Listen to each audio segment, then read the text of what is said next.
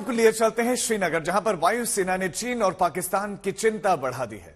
Srinagar airbase पर अब मिग-29 के मल्टी रोल फाइटर तैनात कर दिए गए हैं। इससे पहले यहां पर मिग-21 थे, जिन्हें अपग्रेड मिग-29 से रिप्लेस कर दिया गया है।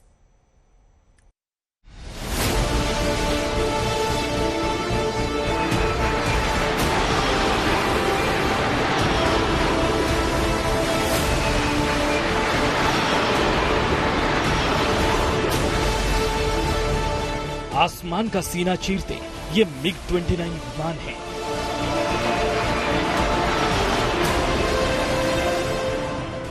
इनकी गर्जना ऐसी है कि धरती समेत अंबर भी दहल जाए। इनकी मार ऐसी कि दुश्मन बच न पाए। ये हिंदुस्तान के वो लड़ाके हैं जो पलक झपकते ही दुश्मन का काम तमाम कर सकते हैं।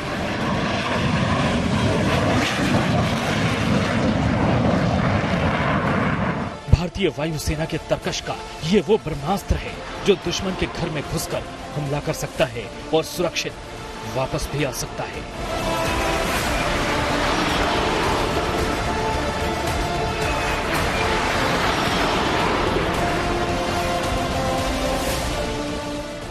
आधुनिक टेक्नोलॉजी से लैस मिग-29 विमान अब श्रीनगर एयरबेस पर तैनात कर दिए गए हैं।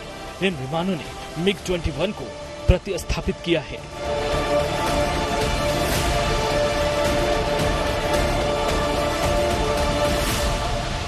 भारतीय वायुसेना ने श्रीनगर एयरबेस को और भी अभेद बना दिया है। यहाँ तैनात पुराने लड़ाकू विमानों को रिटायर किया जा रहा है। इसी कड़ी में वायुसेना ने अपग्रेडेड वर्जन के साथ मिग-29 की तैनाती शुरू कर दी है।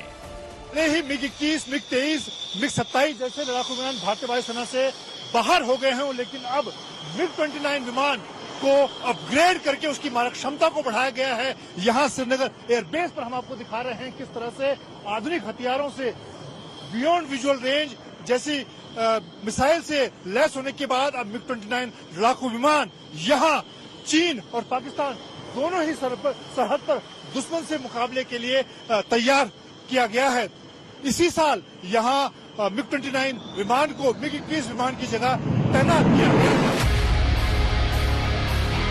श्रीनगर एयरबेस पर मिग-29 के अपडेटेड विमानों की तैनाती से पाकिस्तान और चीन की बेचैनी बढ़ना तय है, क्योंकि मिग-29 सीरीज के ये लड़ाके अत्याधुनिक टेक्नोलॉजी से लैस हैं।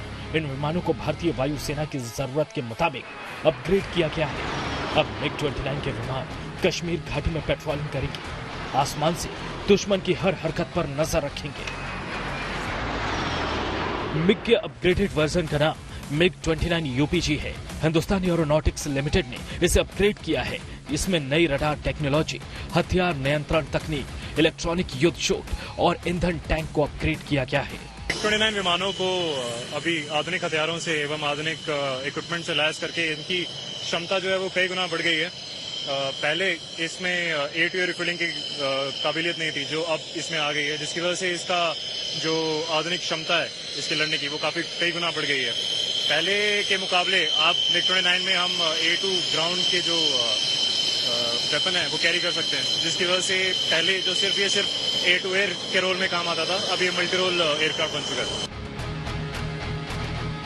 नई तकनीक ने मिग-29 को मल्टी रोल फाइटर जेट बना दिया है, यानी कि अब इस विमान को पेट्रोलिंग के लिए लैंडिंग करने की जरूरत नहीं है।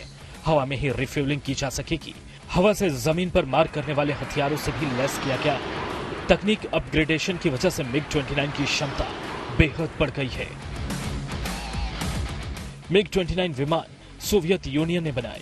1983 में यूएसएसआर की सेना में इन्हें शामिल किया गया। 1987 में भारतीय वायुसेना को मिग-29 विमान मिले। कारगिल युद्ध के दौरान मिग-29 विमानों का इस्तेमाल भारतीय वायुसेना ने किया। उस वक्त मिग विमानों ने मिराज को एस्कॉर्ट किया था। बीते कुछ सालों में मिग सीरीज के विमान एक के बाद एक हादसे का शिकार हुए, जिसके बाद वायुसेना की चिंता बढ़ी। सवाल उठने लगे कि अब इन बूढ़े विमानों को रिटायर करने का वक्त है, लेकिन भारत ने इन्हें अपग्रेड करने के लिए रूस से नई डील की।